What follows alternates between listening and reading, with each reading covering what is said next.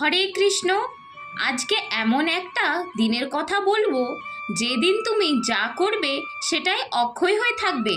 এতটাই মহত্বপূর্ণ এই তিথি, আর এই তিথিতে এত রকমের শুভ কাজ হয়েছে তোমরা জানলে অবাক হয়ে যাবে। আমি বলছি বৈশাখ মাসে শুক্লপক্ষের অক্ষয় তৃতীয়ার কথা। সত্যযুগের সূচনা হয়েছিল এই তিথিতে। গঙ্গা দেবী প্রথম মর্তে আগমন করেছিলেন এই তিথিতে। পুরীর জগন্নাথের রথের নির্মাণ কাজ শুরু হয় এই তিথিতে। কুবের দেবের স্বর্গে কোষাধ্যক্ষ লাভ করেছিলেন এই তিথিতে। আর মায়াপুর, বৃন্দাবন আর পুরী ধামেও এই চন্দন যাত্রা শুরু হয়। দ্রৌপদীর যে বস্ত্রহরণ হয়েছিল ভরা রাজসভায়, তখন ভগবান শ্রীকৃষ্ণ বস্ত্র দিয়ে লজ্জা নিবারণ করেছিলেন, সেটাও এই তিথিতে।